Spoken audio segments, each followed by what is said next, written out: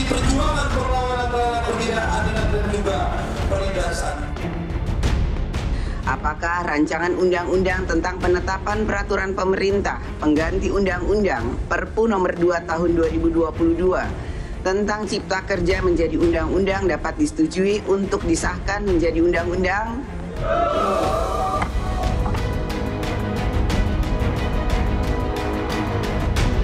Undang-Undang Cipta Kerja tidak memuat substansi hukum dan kebijakan yang mengandung kegentingan memaksa untuk dikeluarkan secara terburu-buru. Undang-Undang Cipta Kerja ini berpotensi memberangus hak-hak buruh di tanah air. Proses pembahasan hal-hal krusial dalam RUU Cipta Kerja ini kurang transparan dan akuntabel.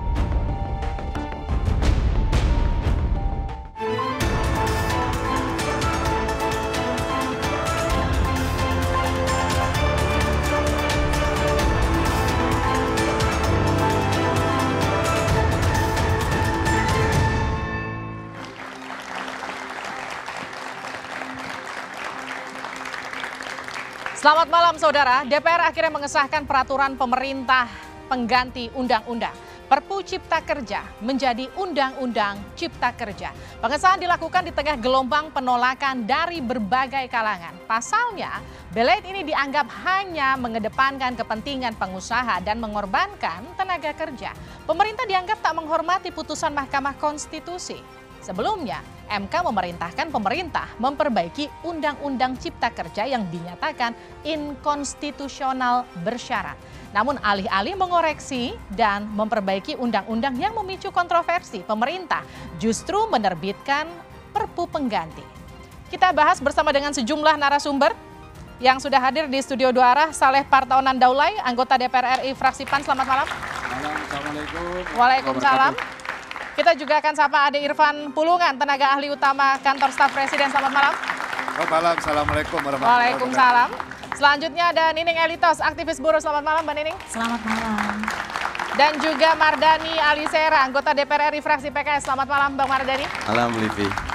Dan juga tentunya Studio Dua Arah semakin meriah dengan kehadiran teman-teman mahasiswa dari Universitas Trisakti, UPN Veteran Jakarta, Universitas Negeri Jakarta, Universitas Budi Luhur, UIN Syarif Hidayatullah Jakarta. Saudara, inilah Dua Arah, Perpu Ciptaker pemerintah kali putusan MK. Saya Liviana Charlisa. Apakah rancangan undang-undang tentang penetapan peraturan pemerintah pengganti undang-undang Perpu nomor 2 tahun 2022 tentang Cipta Kerja menjadi undang-undang dapat disetujui untuk disahkan menjadi undang-undang?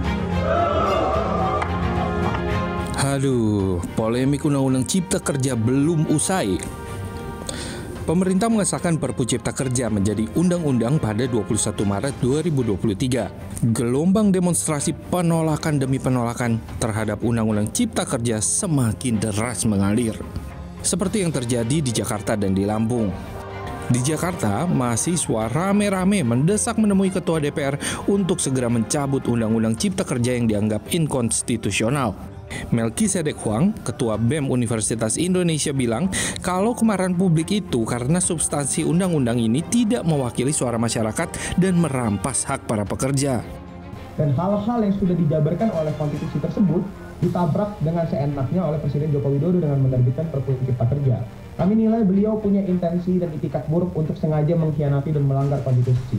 Ini apalagi diperkuat dengan banyak sekali pakar hukum, profesor hukum, ahli hukum yang ada di dalam pemerintahan Joko Widodo yang tidak mungkin tidak tahu bahwa Perpu Cipta Kerja terbitan Presiden itu melanggar konstitusi.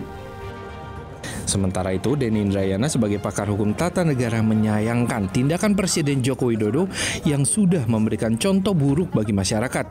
Mulai dari pembentukan Perpu Cipta Kerja yang sudah dinilai tidak menghormati putusan Mahkamah Konstitusi. Presiden memberikan contoh buruk untuk tidak menghormati putusan Mahkamah Konstitusi, dan itu yang paling berbahaya. Yang pasti, putusan MK kan mengatakan harus ada perbaikan proses legislasi, harus ada partisi publik, dan itu tidak dilakukan.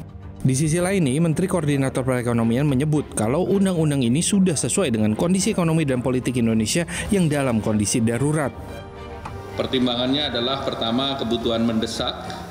Pemerintah perlu mempercepat antisipasi terhadap kondisi global, baik yang terkait dengan ekonomi, kita menghadapi resesi global. Hasil survei Litbang Kompas menemukan sejak dari masih sebagai Perpu Cipta Kerja, aturan ini sudah dianggap tidak mewakili masyarakat. Pak Jokowi, gini nih Pak, kan suara masyarakat banyak nih yang menolak keras karena dianggap nggak adil dari sisi regulasi dan membebankan masyarakat kecil. Boy apa nggak bisa didengarkan dulu suara penolakan ini dan dirundingkan kembali supaya setidaknya bisa ada asa bahwa Indonesia punya pemimpin yang mendengarkan suara rakyatnya. Ya, saudara, kita juga menghadirkan panelis pada malam hari ini. Dialah Ferry Amsari, pakar hukum tata negara. Selamat malam, Bang Ferry. Saya langsung ke Bang Mardhani. Bang Mardhani, kenapa PKS walk out waktu pengesahan Undang-Undang Cipta Kerja di DPR? Jelas nih, Livi. Yang pertama, isinya dari awal PKS menolak.